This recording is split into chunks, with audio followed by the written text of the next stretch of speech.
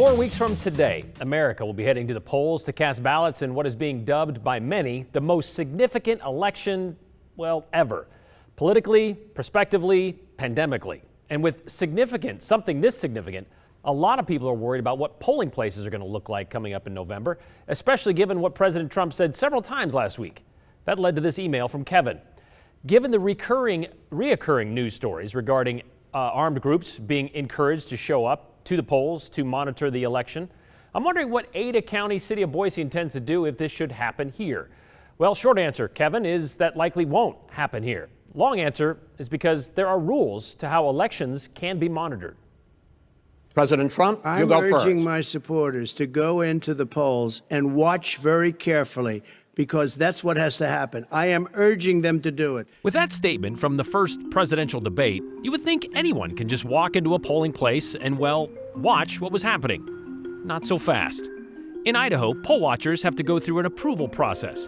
And according to Idaho Code 34304, that has to happen 12 days before the election, or by October 22nd. But not just anyone can register to be a watcher. Applications are usually filed by local political parties or candidates, and that has to be in writing and signed by the county chairman and secretary of the political party or that party's candidate. It then has to be filed with the county clerk's office for final approval. Does that mean there could be gangs of people lining the walls watching you vote? No. State law allows for just one per political party, and watchers must also wear a visible and identifiable name tag. However, that's all they can do, is watch. They cannot interfere with the orderly conduct of the election. What about that armed part? Can a watcher carry a gun? In Idaho, as long as that polling place is not at a school, yes, they can. So in review, in Idaho, watching with guns with proper credentials is okay.